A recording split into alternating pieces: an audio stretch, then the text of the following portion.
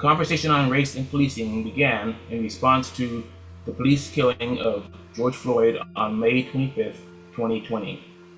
In this partnership between CSU San Bernardino and the Brennan Center for Justice, we hope to engage in ongoing discussions related to the history and current context of race, policing, and criminal justice with guests from diverse academic fields and backgrounds. Welcome back to Conversation on Race and Policing, May 7th, 2025. I'd like to thank all the series organizers, Matt Bettino, Crafton Hills College Instructor of History, CSUSB MA History graduate, formerly of the Rialto Police Department, Michael Jarman from the Brennan Center for Justice and former Special Agent of the FBI, Dr. Mary Teixeira, Professor Emeritus of Sociology, CSUSB, formerly of the LA Sheriff's Department, Amber Borden, CSUSB and CSU, Dominguez Hills Psychology, Stan Futch, myself, Westside Action Group, retired from the Riverside City Fire Department, Robbie Madrigal, Public Affairs, Communications Specialist in Fall Library, and Jeremy Murray of the CSUSB History Department, and of course, Finley, who keeps us going with all his technical support. And now I'll pass it on to Matt for that acknowledgement. Thank you. We recognize that the campuses of California State University San Bernardino each sit on unceded indigenous ancestral homelands. For San Bernardino, the land of the Gabrielino peoples, Chemehuevi peoples, Serrano peoples, and the federally recognized land of the Yuhaviatam of San Manuel Nation. For Palm Desert, the land of the Cahuilla peoples, and the federally recognized land of the Agua Caliente Band of Cahuilla Indians. We recognize that every member of the CSUSB community has benefited and continues to benefit from the use and occupation of this land since the institution's founding in 1965. Consistent with our values of community and diversity, we are responsible for acknowledging and making the university's relationship with Indigenous peoples visible. By offering this land acknowledgement, we affirm Indigenous sovereignty and will work to hold California State University San Bernardino more accountable to the needs of American Indians and Indigenous peoples. And now I will turn it over to Mike Jarman. Thanks, Matt. It's my pleasure to welcome back to Conversations on Race and Policing Dr. Thaddeus L. Johnson. He's a former ranking law enforcement official in Memphis, Tennessee, and an assistant professor of criminal justice and criminology at the Andrew Young School of Policy Studies at Georgia State University. His current research focuses on police policy and innovations, urban violence, crime control, and racially disparate justice outcomes. He's the author or co-author of numerous articles and reports, and a book entitled Deviance Among Physicians: Fraud, Violence, and the Power to Prescribe. In addition to having his research featured in national media outlets, he's written on police reform issues for the popular press and appeared in numerous broadcast radio and TV news programs in the US and Europe. Welcome back, Dr. Johnson. I'll give you the floor. No, thank you, Mike. Thank you all for having me. You know, I enjoy being here. You know, it feels like my West Coast family. Right, I'm trying to get out west anyway, so it's nice to have cousins out there. And I'm just glad for all you all to be here. And again, I just want to thank you all for hosting this. You know, it seems like over the past couple of years, these type of platforms have gotten smaller and smaller, and opportunities to have these real conversations that bring us together and don't divide us, right? And hopefully we can learn from each other. And so, the goal of the day is I'm going to talk for a couple of minutes, about 30 minutes, and I want to share some slides with you all with data. For me, it's important that conversations are rooted in data and evidence, particularly when you start talking about things of race and justice, right? It's important that we root these things in data. Even I need that to wrestle with my own biases, right? I'm human, right? And so I'm presenting data to you that, I had to wrestle with some things that I had to deal with, some hard conversations and thoughts. And I hope that you all will grow and hopefully learn something, or at least learn what not to do from this particular conversation. So I'm going to shut up and kind of go ahead and get started. I'm going to share my screen, but as I go through, I'm focused on California, but I'm also going to share some national findings, because I think it's important to use a national findings for a benchmark for California, so you all kind of know where you all sit at when it comes to what are the trends? What does it look like in our prisons and our justice system across the country? Oftentimes we think that only our systems are messed up, or often our systems are the only ones that work. And trust me, we're dealing with the same, many of the same issues across the nation, from your smaller counties to your larger counties, right? They all want the same thing, but often many of the same barriers are there. And before I open up, I want to also be mindful that, mind you, that we live in the U.S. and there are inequities here, right, along racial lines, gender lines, socioeconomic lines, right, and our systems are microcosms of our broader society. I once had a reporter ask me, how can we remove racism from the justice system and policing? And I turned the question around. Will you tell me how can we remove racism and inequity from the United States? Because it's a much bigger issue. We have to also recognize that when we're talking about the justice system, many times we're dealt the hand that we kind of play the hand that we're dealt, right? Judges, they don't really control who comes in front of them. Prosecutors don't really control who comes in front of them. Defense attorneys don't really control that. And oftentimes police officers have no control of wherever they're deployed, right? And so we know that there are inequities and systemic issues underneath all of those things. And so I think it's really important for this conversation to understand that all these things are connected. And the one main thing I want to show you all is that when you look at disparities in imprisonment, these things come up, and we have to address community violence, right, if we really want to do it. And so I'm talking about beyond the justice system, right? It's a whole approach to resolving these things. So hopefully this makes sense to you. I'm going to shut up and get to the data because that's what's really important. Let's see, get this thing sharing, and keep you off from looking at my ugly mug the whole time. All right, here we go. So just firstly, want you all to know that we did this work with the Council on Criminal Justice. I'm a senior fellow there, as well as a professor at Georgia State University. We worked with the Criminal Justice Institute. The GSU team was led by Bill Sable, the former BJS director under the President Obama administration. We looked at tons of stuff. You can go on our website and look at the different reports. We did about, I believe, 17 reports, 12 state reports, a national report, a women's report, a report on Hispanic and white disparities. So if you want to know what's up with disparities in our justice system, you want to go to the Council on Criminal Justice Pushing Toward Parity page, and all this stuff is here, even the stuff I'm covering today.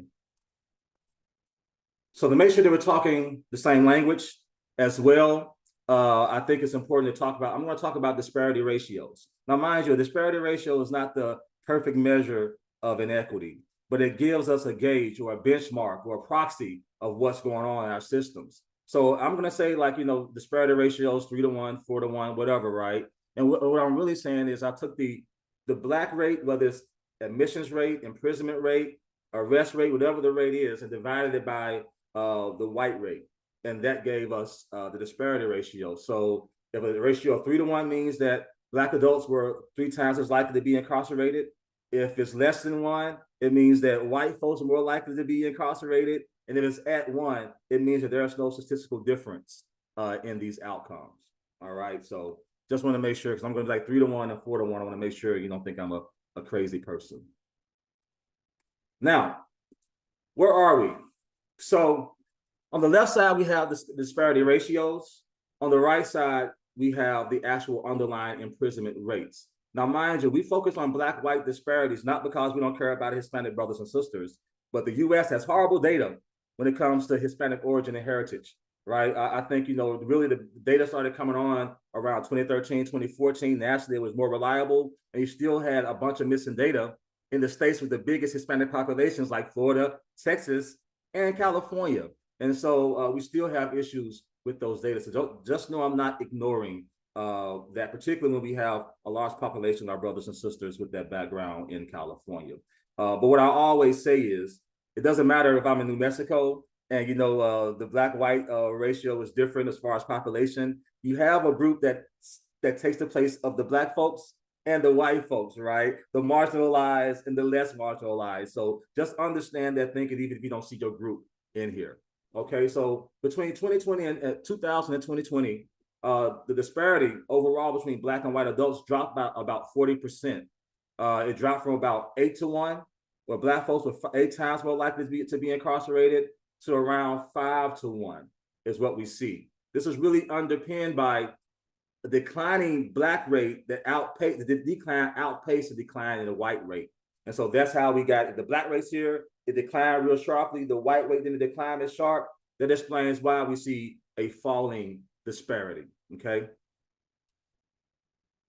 Now we need to look at certain types. So this kind of gets to where, we're finding that the biggest and most stickiest disparity category is for violent offenses and imprisonment.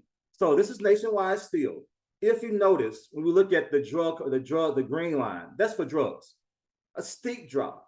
Most of the decline that we see in the overall is due to drugs. All right, declines in that. That disparity fell from about 15-1 down to less than 4-1, about a 75% decrease in that gap.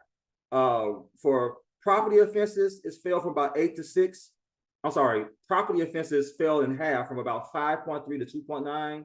And for your violent offenses, it dropped from about 8.2 to 6.2. But when it got to 6.2, it's remained sticky since about 2016 or so. We haven't had much movement when it comes to that. Now, remember, I told you to look at California, right? Now, it's funny, I'm going to talk about our 12-state analyses. We saw the disparities decline across time, and we're trying to figure out what the hell is going on, right? Has it been reformed? We had a bunch of reforms going on during this period, right? So we did a 12-state analysis based on good data, try to be as diverse as possible. California was one of those states. I think it's important to know, if you look at the dark line, which is the total, you'll see that the disparity actually went up slightly.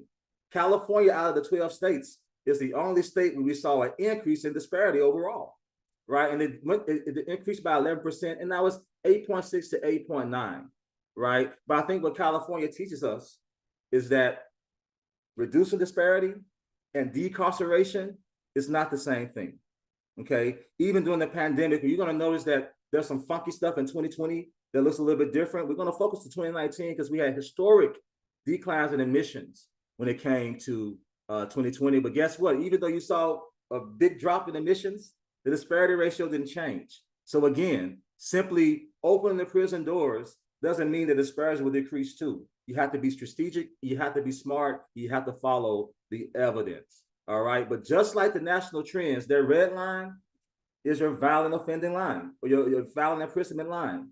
In California, just like every other state, it remains the most problematic of the disparity gaps and sticky. California has some interesting stuff going on too. 2011 was a reenactment year, realignment year. We're going to talk about that and how does that really correlate with street violence and community violence. But you see, right after 2011, you saw a quick uptick before things started leveling off. We'll talk about that as we move on. Hopping back to national, and then the next slide is going to be California. But the one thing I want to talk about is, with this particular slide, is how do we understand disparity? So first, we need to look at race and numbers, because race tends to make people just a statistic. The actual counts kind of reminds you of the human beings and souls behind these data points. So if you look just under the violent column to your left, the top rows are for black folks. The bottom rows are for white folks. If you look at 2000 for both black and white folks, and then look in 2019, it's more folks now in prison for violent offending than it was 20 years ago when we were complaining about mass incarceration, right? You also notice that, yeah, even though the black rate, beside it went down, the number of bodies increased. The white rate at the bottom is more bodies, and the rate also increased. Now, you remember when I told you all that disparity has dropped historically in the US, right?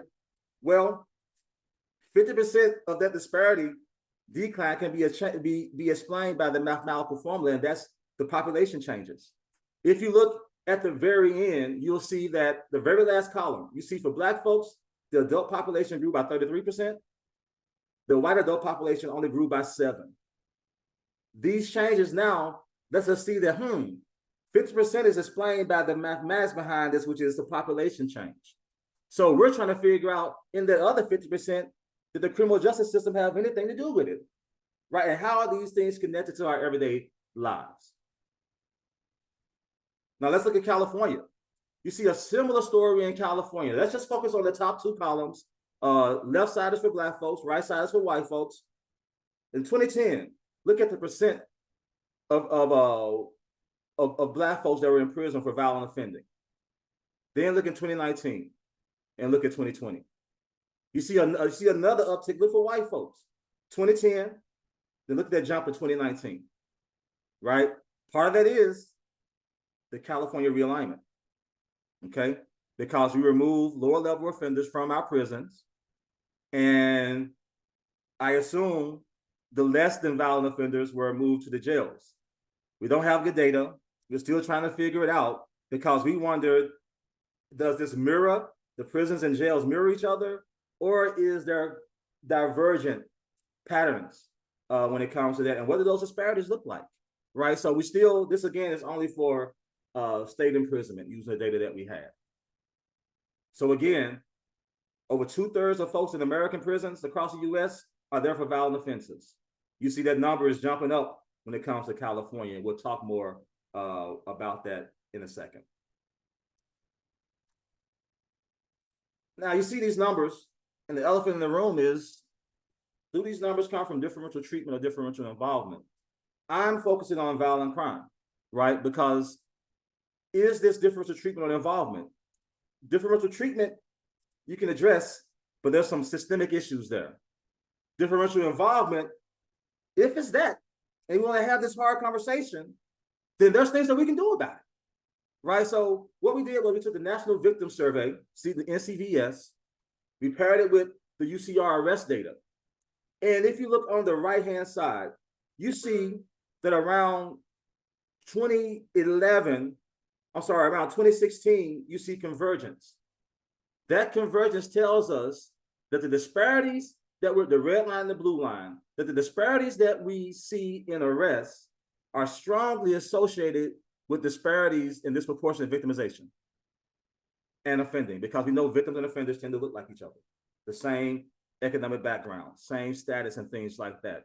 This was a hard pill for folks to swallow, and me too, because it doesn't mean that Black communities are inherently violent, right, or that they're broken.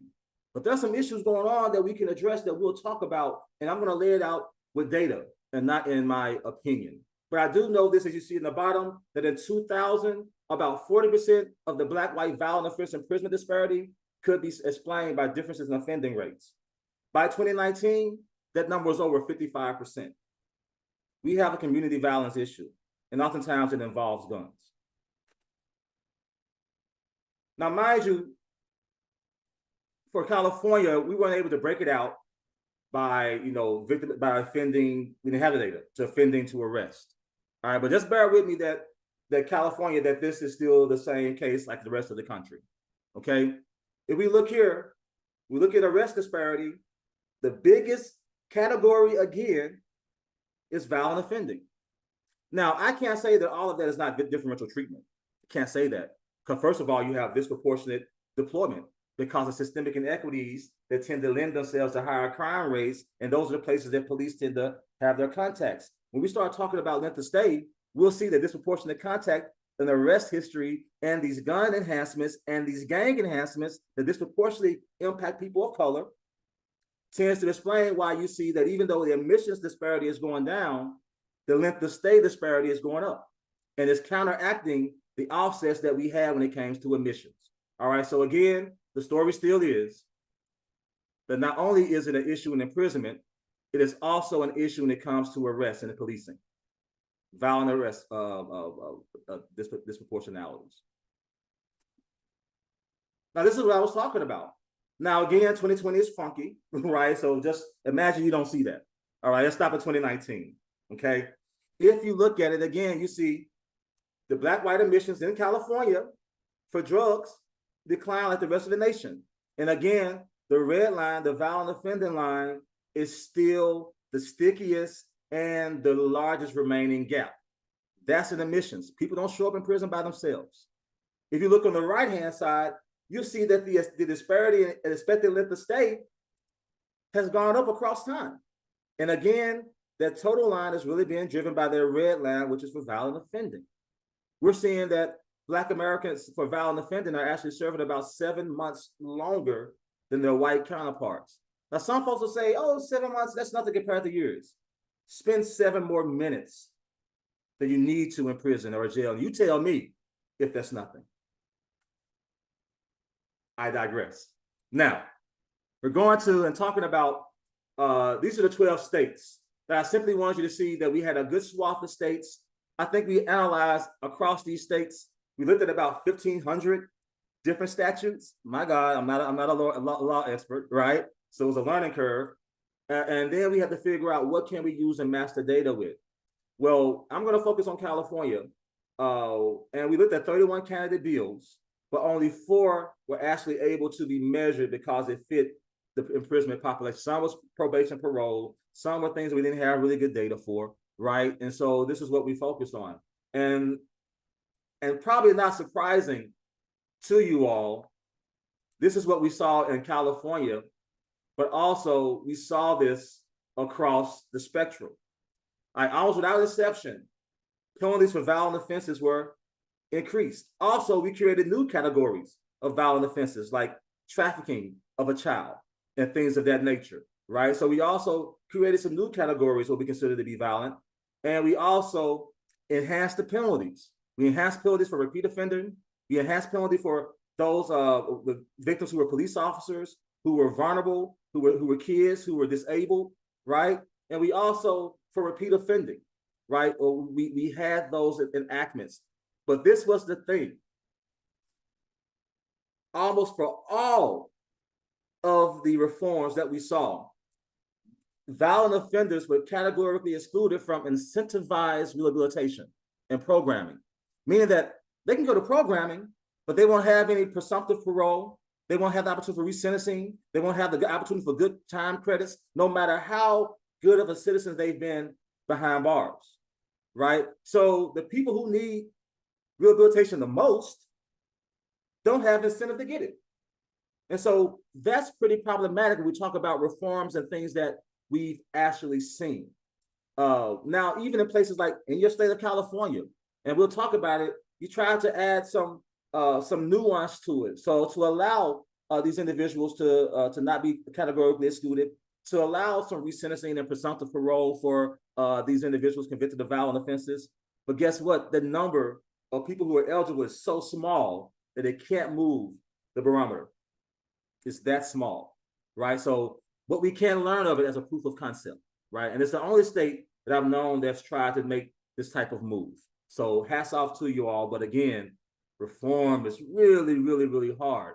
Also, when it came to violent, property and drug crimes, they tended to expand judicial discretion. They remove a lot of those mandatory minimums that we have, and they increase the use of alternatives to incarceration, okay? Now, let's talk about the California realignment, right? You're not probably going to be surprised that, again, none of these aspects that we study, these statutes, it didn't have an impact or move the disparity ratio, because oftentimes it impacted such a small group of people, it couldn't move the dial, or it impacted both groups, both Black and white folks proportionally. So you didn't see any change in the actual disparity ratio. Now, it's important to note, now we're talking about the one bill that it didn't have an impact on disparity, but it had the biggest impact on the prison population. And it was AB 109, or how we normally love it, the California Realignment Act. And so what we found was, if you look right here, you'll notice that the California realignment on the left-hand side, this is the number of new commitments and new convictions. You see there was already, before it came, a downward move for the overall number of new court commits. But the one that was increasing or staying steady, which you imagine, was for violence. If you look at the share to the right of new court commits since we had the realignment, and again, not surprising, you have a prison now that is mostly filled with people who have committed violent offenses. I was talking to the Correctional Leaders Association, and people in Ohio and other places have been seeing this. And what they reminded me of, like, yeah, remember we're having staffing shortages in our prisons, funding issues. So not only do we have to deal with making sure that they get programming or provide things to incentivize them, it's also a safety issue, because we're dealing with those who have been charged with the most egregious crimes. A safety issue for keeping our clients safe, but also the staff safe, right? And so it became a management issue that I didn't even think about. So when we look at these numbers, also think about what the condition of our prisons, right? Think about how resourced or non-resourced our staffs are, right? Think about these things. So it's bigger than just these disparities that we see. It's also the people that provide services impacted by this as well. I digress. Started preaching a little bit. All right, I grew up in the Black church, so forgive me. So what time is it? I'm gonna talk 10 more minutes and I'm gonna get out of here, and I want to hear from everyone. Again, when we're looking at the California realignment, this is the other one's admissions. This is the expected length of stay. As you can see, it's starting to trend back down, but the mean length of stay shifted up for both Black and white folks. And the gap, as you just look at your eyes, got larger between Black and white folks, with Black folks being the red line, represented by the red line, and white folks represented by the blue line. So not only did the level move up for more punishment for everybody for violent offending, but the gap grew between Black and white folks as well.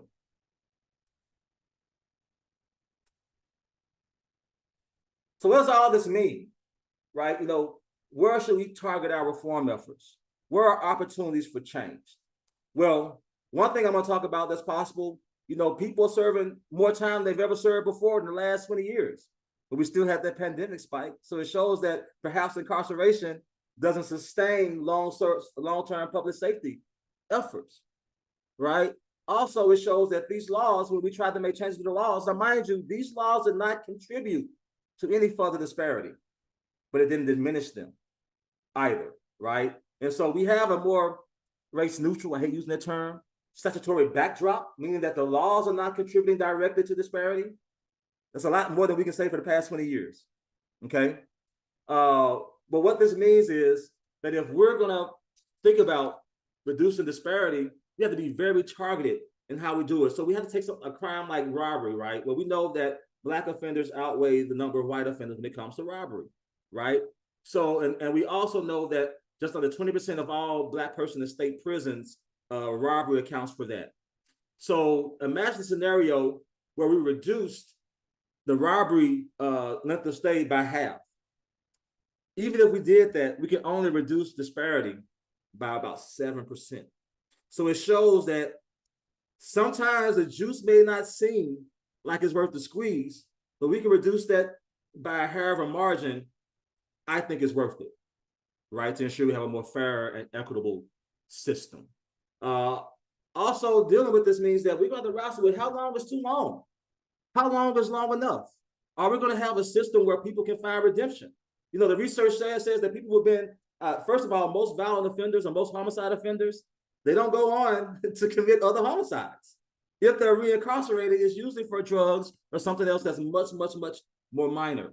And so we have to ask these tough questions like, where are we making our investments at? And again, as California done, rethink these categorical exclusions. But I want to talk real briefly for about 5 minutes about some answers and things that can be done, I think really be done to both reduce disparities in imprisonment, but also keep our community safer, okay?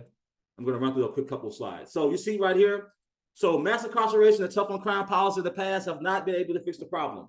Well, crime has always been problematic, continues to be problematic in those neighborhoods. And so, first of all, so why does it do long sentences? Why is that perhaps problematic? Well, folks age out of crime anyway. A relatively small group of individuals are responsible for it. For instance, 1% of the population in Philadelphia is responsible for 60 to 70% of all serious crimes. At any given time in Washington, D.C., is about 200 individuals who are responsible for the serious violent crimes that we see. So it's a small group. So widespread stop and frisk and all this stuff is not a smart move. And they also have a replacement effect.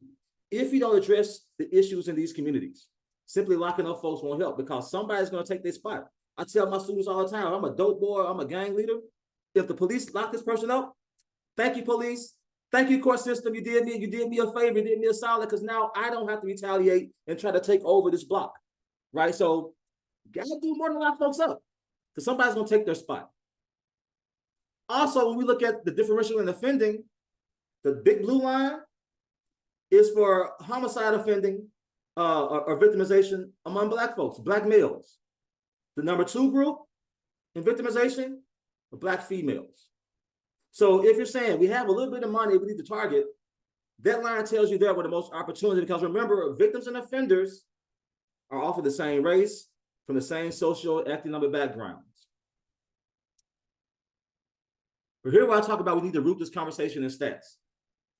I'm a Black guy, and this does not make me happy to look at and see that over half, we're 13% of the population, that over half of the homicide offenders are Black folk. Now, it's a particular group. Because if I go down here and I look, and you want to look at gun homicides, so let's go back. So let's say, for instance, in 2020, let's say that number remained the same in 2020 for 7,000 folks that were killed in 2020, right? 9,800 Black folks that were killed in 2020. Let's go over and look at these firearm-related homicides. If you just look for ages 15 to 34, that's what, 4, 5, 6, almost 7,000 of that number belong to Black males in that age group. And if you see over here, compared to their white male counterparts, Black males ages 15 to 19 are 32 times more likely to be a victim of gun violence than their counterparts. If you look over to the right-hand side and look at what percent of these homicides are gun-related, if somebody in these age groups are killed, they probably were killed with a gun. So this tells us, where do we need to address these issues? Right, I won't get into the reason of community violence. I'm going to skip past this, but just know that this stuff doesn't come anywhere. And a couple of questions we need to ask ourselves as policymakers and just citizens. How the hell has this happened so long, and why can't we put a dent in it? Well, one reason is this: we're not considering the realities of people living in these communities. I was an honor student. I grew up in Memphis, grew up in South Memphis, and caught the bus all the way over to the other side of town. I carried a box cutter because I didn't want to get jumped, I didn't want to get robbed, and I didn't believe the police could protect me, not in that time. So if I'm on the better end of things, can you imagine? This was a study out of Brooklyn where they spoke to 100 young males, Black males. And you see, this is the thing. Most of these folks ain't hunters. Most of these folks ain't killers, right? They're afraid of dying. They're afraid of being killed. They're afraid of somebody hurting their family members. They're afraid of running to ops. And hell, they're even afraid of the damn police. So what do we expect people not to protect themselves? And so we wonder, why is it rampant? Because first of all, you got a bunch of scared folks who are untrained, who shouldn't be carrying a weapon, carrying weapons, and engaged in conflict. What a mess. So we have to look at it from that. You got some killers out there. You got some unsavory characters, but that's not the norm. That is not the norm. So we kind of talked about what's been done, increasing the statutory enhancements and things, but there's people, behavior, and place-based approaches that cities can do to reduce violence, particularly gun violence. And if we reduce that stream, guess what we're also connected to? Admissions and the gap and disparity that we're talking about in imprisonment. So just real quickly, what's been done? Everything I'm talking about, there's a non-enforcement initiative. The law enforcement was involved. It was a whole community approach. We can't leave law enforcement out of this. They don't have to lead the charge, but we can't leave them out of the charge, right? When everybody was talking about defund the police and all of these things, you know who wasn't saying that? The folks in the very communities most impacted by gun violence was not saying that. They wanted fair policing, but they wanted to be safe. They wanted security, right? So in Oakland has some problems, no corruption, no city level, right? Community issues, but they had a good run from 2012 to about the pandemic, where they were able to take this citywide initiative, hotspots, loving on folks with social services, right? Making sure that they're not doing stop and frisk, and that they're targeting those people in places that with those behaviors at those times, right? To not make these communities a police state. We saw big reductions, but when community lost trust in the legitimacy of the city again, and the pandemic happened, they had struggles all over again. They couldn't pivot. Chicago Ready. It's another program where they target the high-risk people for not only being shooters, but those who are more likely to also be shot. And what we see is, we see great reductions and them, first of all, not being rearrested and being able to find jobs. They have cognitive behavior therapy and these things. They have other supports, but they also haven't been killed. They also haven't been injured from gun violence. And we're talking about deaths. No, I've looked at stats where it shows that the number of young Black men who are now considered to be disabled body during the pandemic is about 3 or 4 times the number of them who actually been killed. I can't directly say it's from gunshots, but you tell me what else from our age 15 to 19-year-olds, what else they're doing with it? They're not all breaking their legs riding bikes.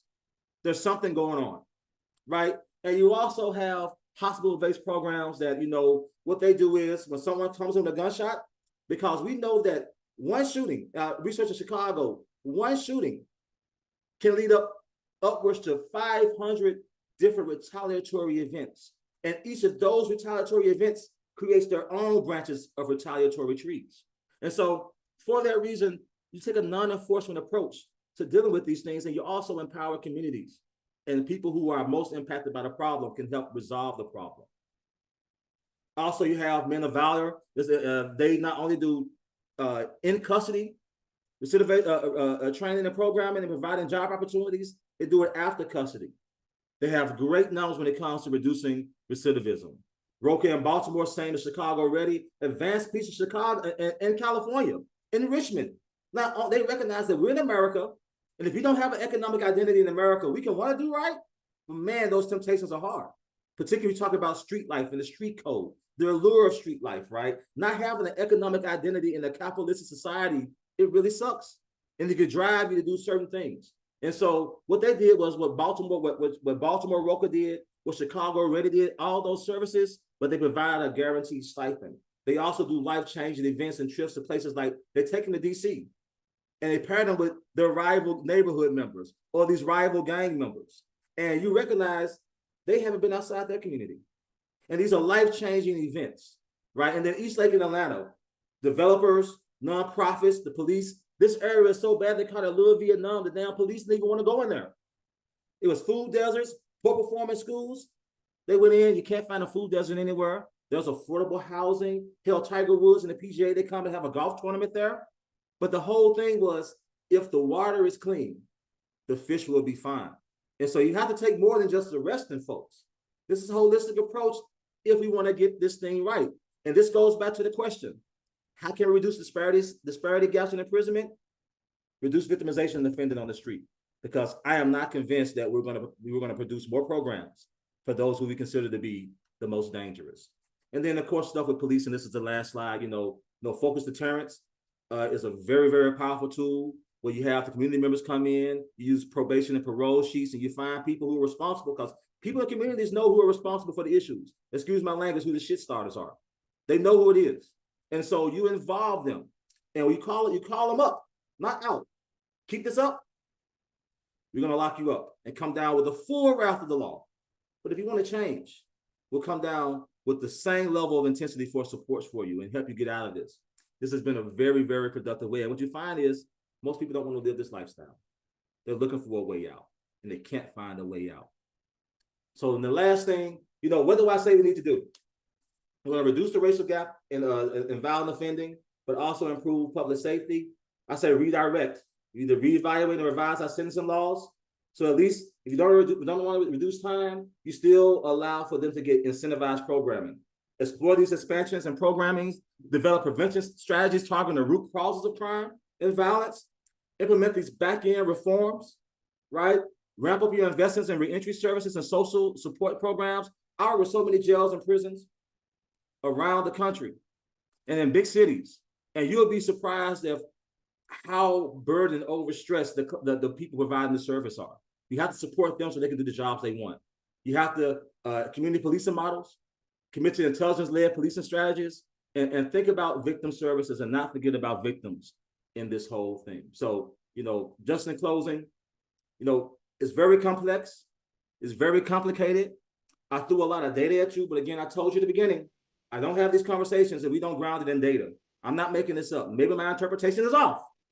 But definitely the data is not made up, and this is data. You can have this, you can have the data sources you wanted from me, you can have this presentation and anything else that I have. But thank you all. I look forward to engaging in conversation. I hope this made sense.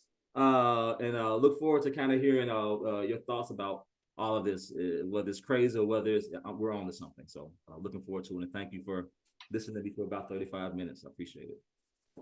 Well, thank you, Dr. Johnson. That's very informative. I grew up on the east side of Riverside, which is a rough side of town, quote unquote, and my whole family lived successful lives. All of us became professionals in one way or another. There were four of us, and we knew in the neighborhood, like you said, we know who the good people are and who the bad people are.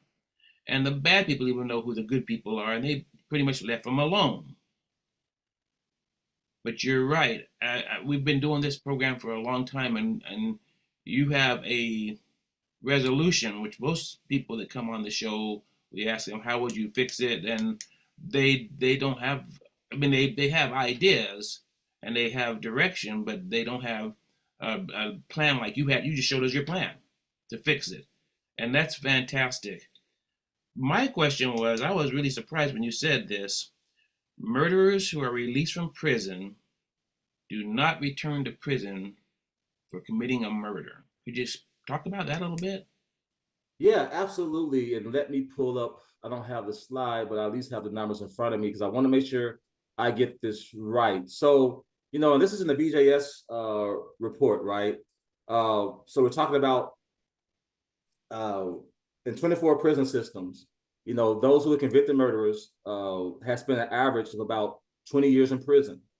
And about 96% serve nearly their full citizens, their full sentences. But when you start looking at other work and look at recidivism work, those people who have been convicted for murder, first of all, usually don't, it's usually a crime of passion. It's usually, even if it's premeditated, it's from a beef, right? It's not, you don't have many of these, what you quote unquote serial killers out here. And usually they go there, serve their time. And if they're rearrested, it's for property offending or drug offending. And the one thing is, if you get a murder rap on your backdrop, maybe that's the one group that we don't want to give a second chance, right? And so, but the stat that shows in the BJS shows that after about 5 years or so, you see that those, and that's for everybody as well, that for about 5 years or so, and even when you get to about close to 7 years, a person has remained out of prison for that long without recidivating for the same offense, right? Their chances of recidivating is a little bit less than the general populations. And so that's really from the data that we've seen from BJS and FBI data, showing that, yeah, like we have to hold folks accountable, but we seem to punish folks for the rest of their lives. And I think, when you talk about someone who's committed a murder, it's like the most egregious, that's against the holy grail, right? That's against everything. But we find out that most murders, if they're rearrested, it's not because they committed another murder, and oftentimes it's not because they committed another violent crime. It's amazing. You hear everyone talking about the murderer and don't ever release him or don't ever, and the fact that the numbers show that's a surprise to me. I hadn't heard that before. Yeah, me too. And it's, this is one of the things I have to wrestle with a lot of stuff, right? But that was one of those things where you think, oh, somebody's once a murderer, always a murderer. And I'm gonna tell you, since I've been doing this, it was four men that have turned their lives around that were incarcerated for murder. And I hugged them. And you'd be surprised that that was the first hug they had in years, because society kind of just stood back from them. And so I think it's really hard for those convicted of those crimes to really reintegrate. And you can see why people be apprehensive. But the numbers show that they may have shown they had the propensity to kill, but that's usually a moment. That's not how they live their lives. One more before I pass it on. Community balance. Explain community balance. So community balance is this. So, some people say community engaged, some say community informed. I think that when community balance means that you have individuals like us who maybe study this stuff, you have law enforcement, other people who are working in this area, that they are able to work with the community, and they both, each side educates each other, right? oftentimes when I see the citizens, they don't necessarily understand the nuance of reform. They want it now. We're dealing with the problems now, and they absolutely should feel that way. But a big part of balancing are both sides, community and the government, educating each other, right, about what it is. Then what we do is we find a way to find out what are the issues that are most plaguing these particular communities. And what we do is we bring them in and we empower them. Oftentimes we have a deficit mindset, like these communities can't help themselves, and they can't even wipe their own noses unless we come in and help them. These communities are already doing the work. They don't have the resources, and they don't have access to the scientific evidence like an academic like we have, right? And so when I mean community balance, I mean, because oftentimes police are coming and do stuff, or nonprofits do stuff, and then they leave, and guess who's there to deal with the fallout? The community. And so community informed means that involving the community, empowering them through evidence and resources so they can basically police their own communities and tell us how they need us to help keep them safe, what their problems are, and not us coming in and saying, okay, I see graffiti on the wall, this is disorder. Perhaps it's not disorder in the neighborhood. I always say, can you imagine somebody comes into your home? Oh, you can't wear your shoes in your own house. We can't do reform like that, and that's what we've been doing. So it has to be a thing where not necessarily the community is leading, we're co-leading together and make sure that we're doing it correctly, but also making sure that people are already doing it, that they're resourced. And so we can't move one without the other. The government can come in and do things, but there will be no sustainability if the public don't buy into it, if they don't believe in it, and particularly they don't believe that the local government is legitimate. And so the community has to feel empowered and led by it. And that's what I mean by for it to be sustained. Like, we don't expect to put all the work on them, but they give us intel and we empower them because they don't need a person to come in with a cape, but they needed somebody to come stand beside them. And that's what we've been seeing, whether it's Memphis, Philadelphia, Brooklyn, and a lot of other places, is that they have the answers. And some of the facts may be off, but they know what the issues are, and it allows us to be more poignant and directed and more efficient in the limited resources that we have. So that's what I mean by community balance. That, and I never use terms like police reform or community, or I don't do it separate. I say community reform because I see police as part of that community. And so that's what I mean by community led, that the people living there have to have a leadership role, but we have to make sure that we don't put all the work on them either. So that's what I mean by that. I see it, Mike. Just a minute. I just had the clergy. How do you feel? I mean, are they balanced? Are they out of touch, or what? The clergy, because in the Black community, that's a powerful tool. So in Memphis, what they did was, so I will say that not just clergy, many of us are not as in touch as we think we are with what's really going on. I think that we have to find a way to take faith work and all those things that clergy and things bring together and make sure that we use it to our advantage and don't just use it as symbolism, which we tend to do. We bring a Black pastor out there, you say a prayer, now we involve the clergy. That's BS, right? What Memphis has done, they had a program where they brought the clergy out to go with the outreach teams, these credible messengers, to see what's really going on, what they're dealing with, what supports their need, what do these people really deal with. So I do think that you have a lot of clergy that are tapped in, but you have a lot of us, that just we're not as tapped in as we think. And it's not to point the finger. I think it's a thing of just knowing like, this is what really happened. This is what's really going on. And oftentimes we think we know, or we draw on assumptions. And so I think many clergy are. I think oftentimes they're not. But the same thing with academics and others. And what I found is that clergy, churches, and businesses, they're thirsty to be part of these answers.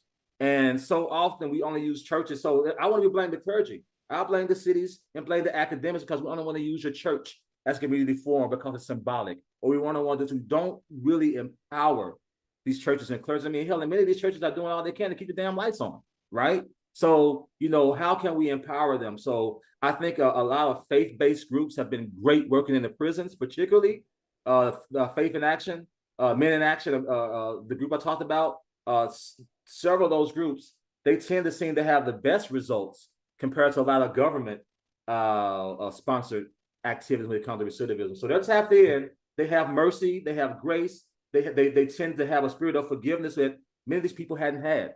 And many of these people who are justice impacted tend to take to the churches and the clergy. But when they take to them and we have not empowered the clergy, tapped in or not, then that's a failure point right there that the local governments need to make sure they address.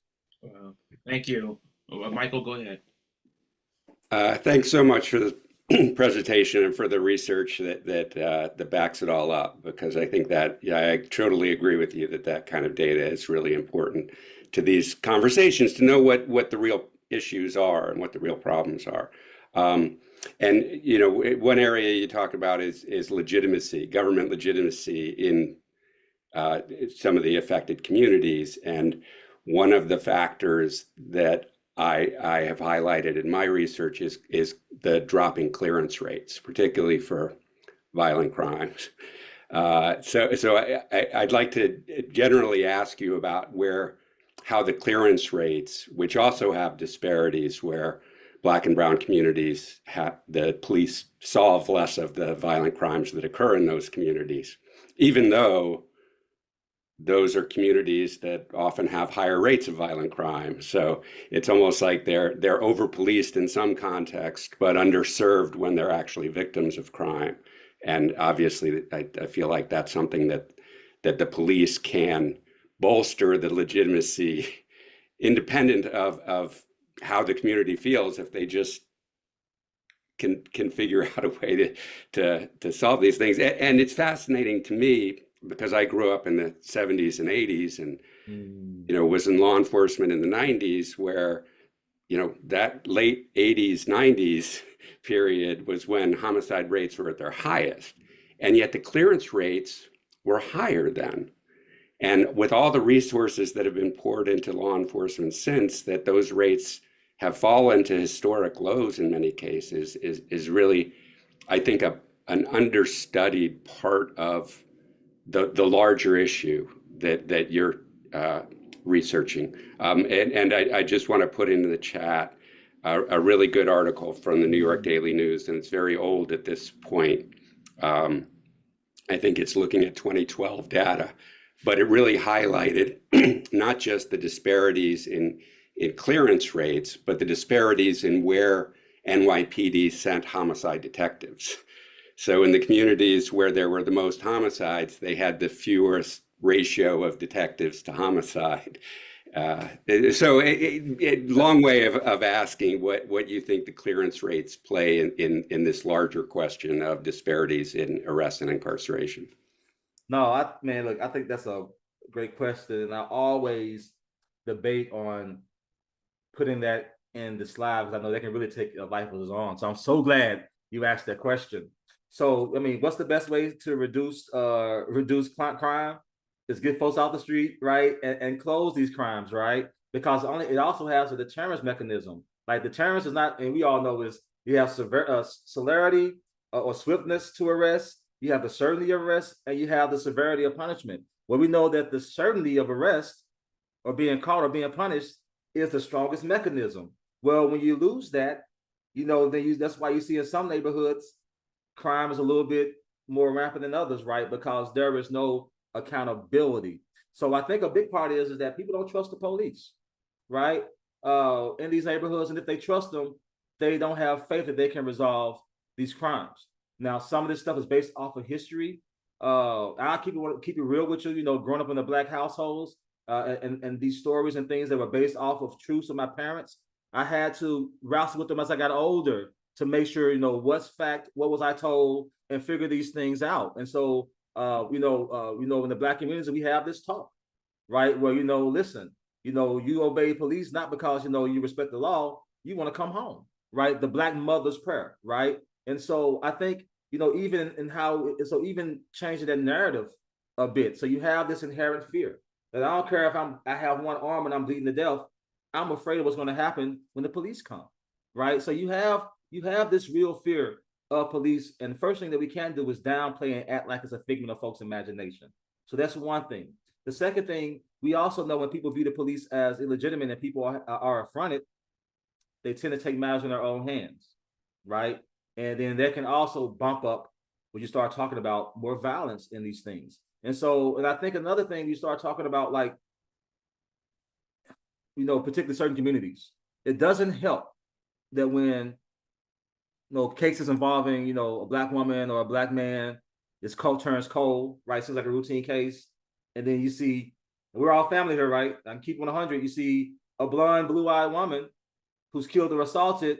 All the resources come out, like in Memphis, like happened in Atlanta, and boom, they're all over it. Citizens see this stuff. They even see the media coverage. So even if the police are working in their way, the media can distort how we view things, that further adds to this historical distrust. And I even say that it's even farther than that, is the fact that distrust leads over to our research institutions. I worked in Memphis and other places, and you have the credible messengers and these groups, and you have the city and these folks, and you have the university.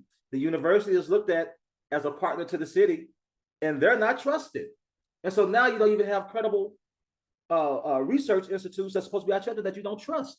And so what that brings to bear is, how do we do it? If people don't report crime, if people don't trust the police to call, then people won't be witnesses because they're afraid that police want, right? And it's not just police. Think about this. If you commit an aggravated assault, you get what, maybe 2 years, 3 years, right? If you commit a robbery, you may get a year more than that. Well, people are willing to be witnesses to things like homicide and things if they know a person is gone for 30 years. You're not going to be out there in the same neighborhood. This person's going to be out in 6 months. So it's also, it's not just a legitimacy in the police, it's the entire justice system. Because here in Memphis, and so when the police lock them up and then they see the DA making decisions, if you're not out educating the public, then you're going to continue to have this thing. If you're not having forums, if you're not on the media, these issues, some are truths and some are misnomers, some are historical.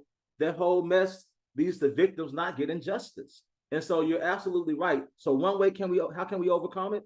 People cringe when I say let's use technology, but my research on facial recognition technology and AI-assisted surveillance show when police use this technology right, they can reduce homicide rates in cities through incapacitation at first and deterrence as you incapacitate people over time without increasing racial disparities in arrests, right? You start talking about property crimes, that's when this technology becomes problematic because it's highly discretionary. So I think that perhaps, talking to communities, making investments in technology, telling them how it's going to be taught, bringing them along will be one way, because people want to be safe. And if you have these technologies, perhaps people don't have to be witnesses per se, and they can still help police without putting their assets on the line, their skin on the line, right? However, there's privacy and equity issues too when you start talking about technology too. So that's the $1 billion question. And a big thing is resourcing the police, man. Like, we're understaffed.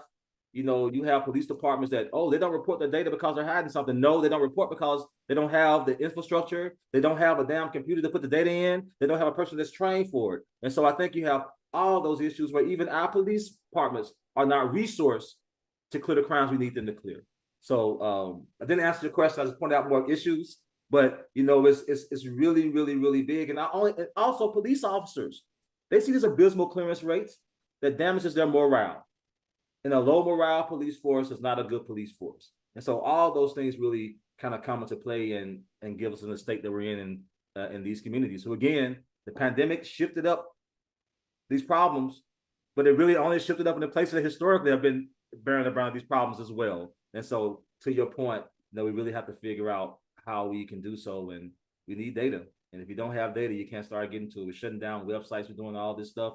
This makes it a lot more difficult for us to figure this stuff out. Even Washington Post had a data set you can go from, they had GPS coordinates, and you can kind of figure those things out. But the last year was 2016. So, and that wasn't even a government push. So yeah, there you have it. Well, thanks for that. It was very informative. Thanks. Like a little long-winded without really having any solutions, but not at all. Like you said, that could be a whole project. Absolutely. Jump in there, Matt.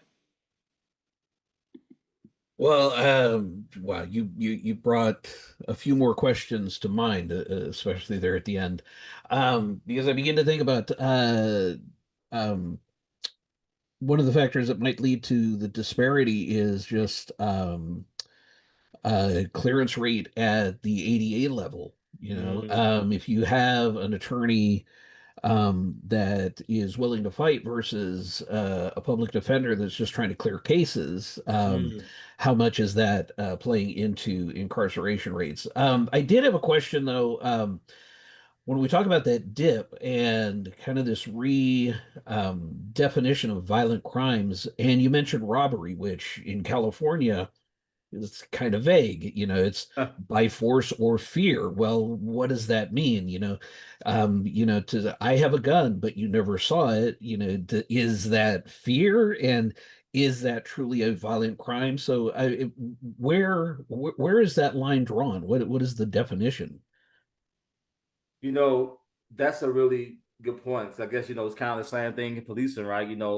You pull the trigger when there's an imminent fear of death or danger of bodily harm, right? So, how do you really quantify, what that fear is? Particularly when, you have fear like, there's black criminality, brown criminality, right? That, they have the stereotypes that increase our fear and things like that. So when you talk about as far as drawing that line, that's a little bit difficult, right? Each state try to sort their own thing out, and that fear thing has always been problematic to me. Of course, it's also one thing about the fear thing as well too. It's like, even as think about law enforcement and a gun. If a gun's pointed at you, that's imminent. If it's down by my waist and pointed to the ground, when do you draw that Right. line? And that's something that we've been kind of digging back and through to look at some of the language of these statutes, because we're trying to compare reforms to the certain reform target. What we've been having a problem with is the fact that each state has done some similar type of reform, even something like JRI or something, and everything is a little bit nuanced and different and not necessarily comparable. And then you look at the outcomes and see how Tennessee may quantify and what we call robbery is also the same, maybe slightly different in Texas or even in California. And so, I don't really have a good answer for you on that, because that whole fear thing is a perception there, right? And you don't want to wait until bodily injury. Well, if somebody's injured, we want to use injury as the status, because there's also that psychological and the mental aspect. So I tell you, man, I hate to say it, not my point, but I don't really have a good answer, what that line in the sand probably really should be. And I wonder if those perceptions kind of reinforce the stereotype that in turn also leads to the increase in incarceration. Yeah. But Matt, to your point, and and also kind of talk about the ADA to the point you made earlier, we have seen this though. It doesn't matter what the arrest disparity has been with the police.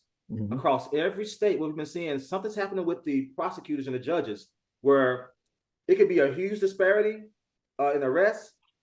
You talking about new convictions to arrest ratios. It's very comparable between black and white folks. So there's some filtering going on at the courts, and perhaps some of these things are filtering through. We took a lot of discretionary authority from judges and prosecutors in the 80s and 90s. Yeah. In the 2000s, we gave it back. And what we see, they are well-knit to give an individualized treatment, and they're really digging through these cases oftentimes, right? And so I wonder if this is one of the things that they're wrestling with, trying to figure out, what's real and what's shaped by as a social construct. But just to your point, prosecutors and judges are doing something to filter through this. Am I saying they're letting the right people out and all these things? I'm not sure. But you can see them trying to get it right. And so, that's kind of what we've been seeing. So I do believe that you're absolutely right. Particularly think about robbery. Robbery is the one crime that's usually interracial and not intraracial. Yeah. So that fear with stereotypes can be heightened in a interracial scenario, which particularly is robbery, particularly if threats or guns are involved, or the fear thereof. So that's a great point, man.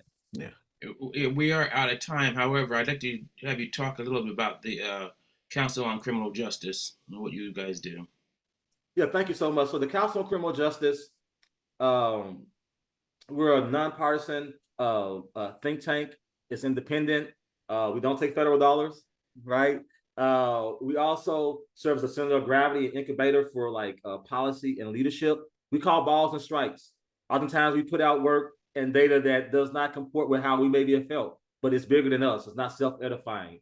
And we bring together a bipartisan group. You'll have people that's formerly worked in the Trump administration to people who worked in the Obama administration sitting together at a table trying to figure this stuff out. So that's what we really do and try to do really solid research because we feel like, you know, a fair justice system is essential to a healthy democracy in our nation's well-being. So you can always look at the Council on Criminal Justice.org, see all of our work, see all of our great members that we have there, and you can really tell that it's really a center of gravity for figuring out, you know, how to make our system better. So thank you for Stan for providing me the opportunity to say that. I forgot to say that. Thank you. And Dr. Thaddeus L. Johnson, thank you for coming back and seeing us again. And hopefully, when we keep this program going, you'll be back again for a third time because we always enjoy your knowledge. And I tell you, like I said, the fact that you have answers and they're based on stats as opposed to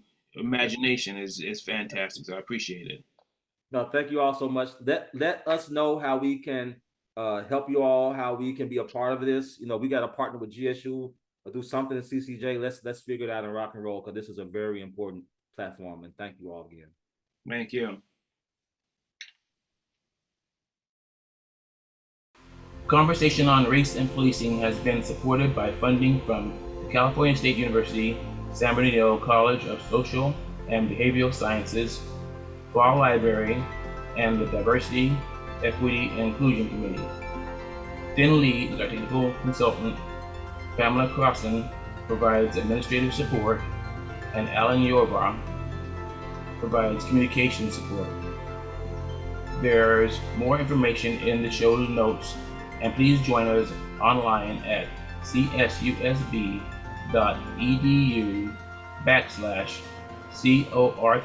for upcoming programming, and find our catalog of over 100 past events with guests like Robin D.G. Kelly, Jamal Bowman, and Dorothy Roberts, and many more.